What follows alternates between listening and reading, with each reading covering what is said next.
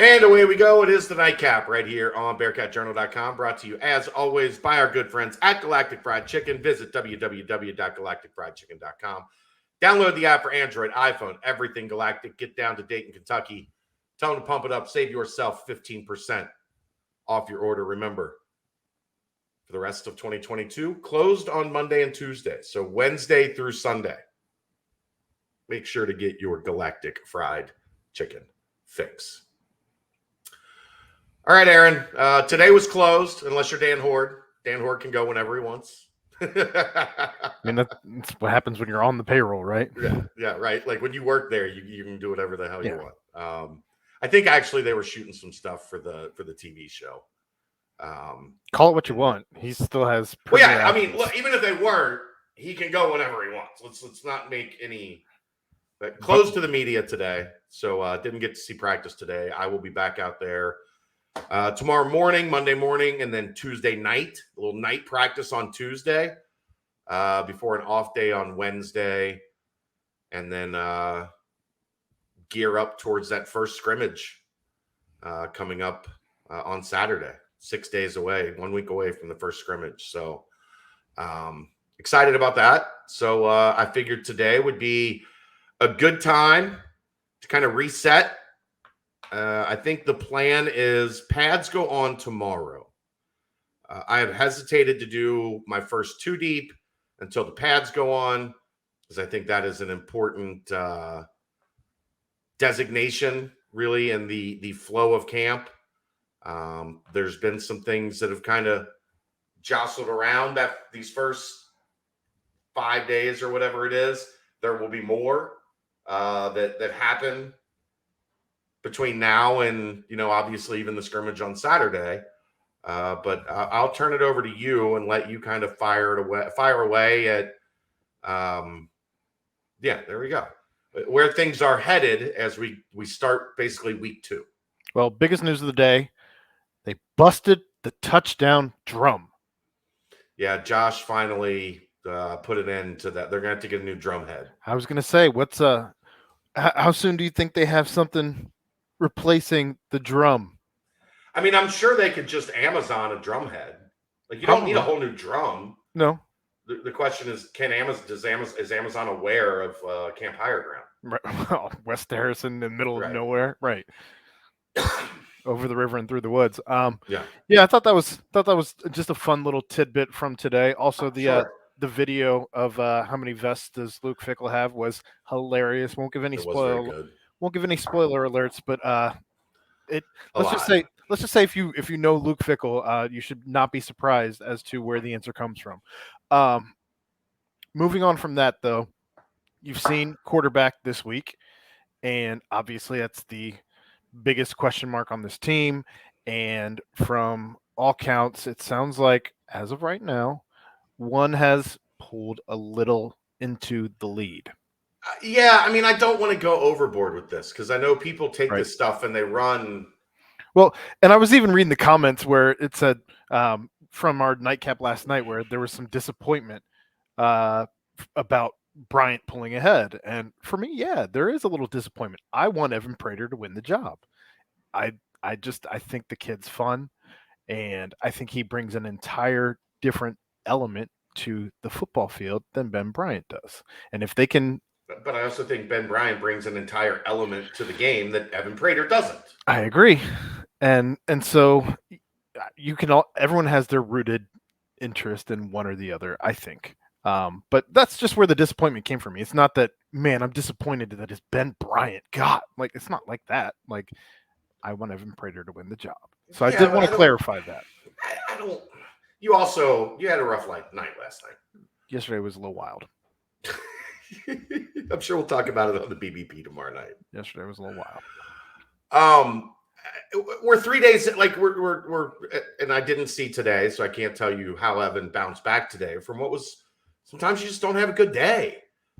Saturday, I just didn't think he had a good day, and he was a little frustrated with himself a couple times on Saturday. You could tell he wasn't on top of his game. That happens. Like that's the nature of sports. You're not going to go out there and just be awesome every day. Joe Burrow was average in the playoffs. I mean, things happen. Yeah. I don't want people to get too ahead of themselves. Like Ben Bryant having a superior day on day 3 of camp does not mean that like the battle's over.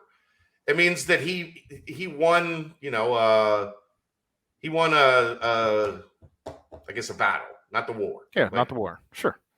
So I don't want people to get too out in front of, because look, we are a microwave society. So if you say Ben had a really good Saturday and Evan didn't have a really good Saturday, all of a sudden the quarterback battle's over and the coaches have made their decision. And that ain't it.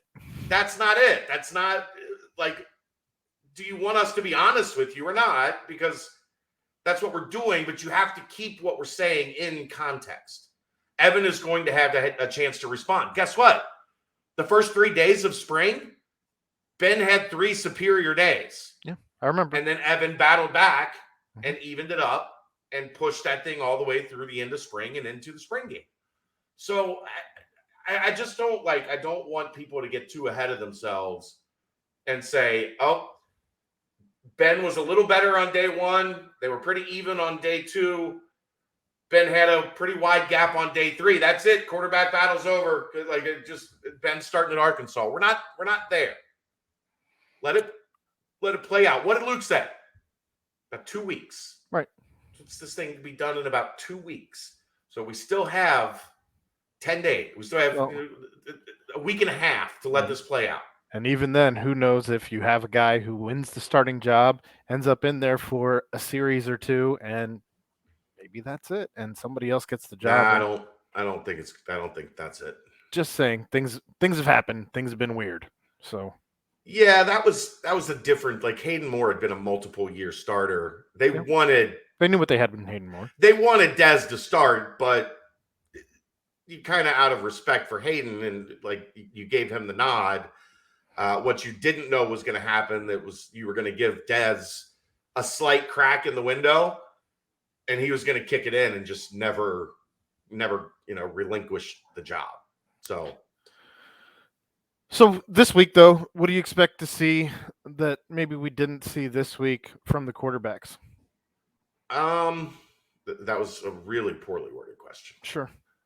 I'm trying to I don't know. I guess what how do you think they're going to try and differentiate this upcoming week from? I don't think there's going to be much differentiation. I think they have a plan for each guy when he's in there. Just more of the same then? Yeah, I think they're working to each guy's strengths. Okay. They're running stuff for Ben that they feel is right for Ben. They're running stuff for Evan that they feel is right for Evan. I think you'll see more of that. Obviously, that'll expand as they continue install and the playbook continues to expand and they continue to do more stuff. But the only difference being now the pads are going to go on. While running backs won't be live, they'll be more live than they have been. Sure. The physicality is going to ramp up. The one thing I will say, I don't think either of them have blown the doors off in team, but I haven't freaked out about that yet because we're just not, the offensive line's not, they're not in pads. It's not real football yet until tomorrow. Yeah. So I want to see both of them get better in team portions. But some of that's not on them. Some of that's still the offensive line coming together and still figuring out what's best for who and where. So that part of it, I think, is going to be interesting because that is a factor for the defensive line as well. Like now they're going to be in pads. Well, and you kind of bring up the offense as a whole. And now that we've gotten through several days of camp, where are you seeing the question marks right now as opposed to we didn't know what was going to happen with offensive line. We've kind of talked a little bit about that over the course of the last few nights. But I think you're starting to see even receiver. There's some different things happening at receiver. Tight end seems to be about the only room that we already have what we knew we had. No, I think you know what you have at receiver. I mean, you're really good Jaden Thompson, Trey Tucker, Tyler Scott, Nick Mardner, Chris Scott, and the only Drew Donnelly. I think the only revelation at receiver is Quincy Burrows is going to be really good. Like that was what we maybe didn't fully expect, even though we talked about him quite a bit from the good things we had been hearing through this summer about him since he got to campus. Now you're seeing it on the field, and he's made 4, 5, 6 plays every day in camp. So that's really maybe the only unknown that's kind of a surprise at receiver. Honestly, the tight ends haven't gotten the ball a ton. They've been used, but it hasn't been like security blanket stuff where you're just seeing the quarterback instantly like, where's Josh? Where's Lenny? In part because they've got so many other weapons on the field at all times. That's one thing I think, like, I talked to Gino about this. If you go back and watch the video with Gino from Friday, this is so different than a lot of the other like quarterback situations we've seen, especially at the skill position, because normally there's a pretty significant drop off that the guy working with the twos has to handle, right? Like you get the number 1 wide receivers, you're good. You get the number 2 wide receivers, you're not in such a strong position to sling the ball around. And the number 2s are, I don't want to say every bit as good as the ones, but they're Will Pauling, either Jaden Thompson or Mardner at that one spot. Chris Scott behind Tyler Scott. Like there's a lot of Blue Smith, Drew Donnelly, like I said, Quincy Burrows. There's a lot of talent at receiver so that when you're rotating quarterbacks, all of them are getting to throw to guys that are really good. That can influence a quarterback battle. Makes sense. 1,000%. 1,000% can influence it. So running back will be good, especially, Ryan Montgomery's working back to being live. Corey should this week get back to being 100%, and that'll take a little bit. It's been a pretty heavy load on Charles McClellan and Miles Montgomery these first 4 days of camp because the others haven't really been doing a lot of live stuff. So that'll be, something else I'm keeping an eye on offensively. And then, I'd like to see the tight ends maybe get the ball a little more. When the balls come their way, they've been very good. It's just, it hasn't been like an onslaught of balls to the tight end. I thought we saw it a bunch when Josh was out at camp last year. They were throwing to Lenny a lot. Yeah, I remember. I mean, I made a lot of those camps, and he was. I mean, you talked about at the end of when camp was over. My MVP of camp. He was your MVP of camp, right? So that didn't necessarily translate in games per se. But they threw it. I mean, he wasn't like he wasn't Josiah. Remember Josiah? They were force feeding the ball to Josiah. Yeah. You got so much talent now that you don't really have to do that. That's not a bad thing. No. That said, on the other side of the ball, there's obviously some question marks, and the one that I have to ask about because he's the one that I think is by week 4 going to be cracking the ones as a starter. But how's JQ been in that getting there boundary spot? They're obviously not rushing him into it. They are putting him in situations to challenge himself, obviously. Sure. What we saw the first day or two, we saw a lot of Arquan at boundary the first day or two. The next, especially Saturday, he spent most of his time at the field, and then Jaquan Shepard and JQ were rotating with the ones. It's happening. Like he's going to get his shot. If he can hold up and do the work against Nick Mardner, against Jaden Thompson, he's going to get his chance and sooner rather than later. But I will say, I think Jaquan Shepard's played pretty well also. So I think and you're seeing Todd Bumpus over there. He's kind of doing a little bit of both. He's kind of that swing guy that can play boundary and field. Bumpus, you mean? Yeah, Bumpus. That's what okay. Isn't that what I said? No, you did. I just wanted to clarify. Bumpus. Okay. And then, Justin Harris has been more of a field guy. When they've used Arquan at boundary, Justin Harris has been at field. Justin Harris has had a really good couple days to start this thing off so far. And then we've seen Sammy and Taj rotate at nickel. I think it's those two guys at nickel. Ultimately, I think it'll be Sammy when all's said and done. But you can't ignore the fact that Bumpus has got a lot of snaps under his belt. He's played a lot of football. Defensive line has a lot of old heads on that defensive line, and it may be the strongest positional group on the team. Linebacker. I meant pound for pound, like throwing weight around. They may be the strongest. Still, Ivan Pace is at linebacker, right? Like touche. You saw him at Squad Fest, right? 650 was a lot. Yeah, but you're not wrong. I mean, Jawan Briggs is a massive dude. Yes. Malik and Jabari are very, very strong. I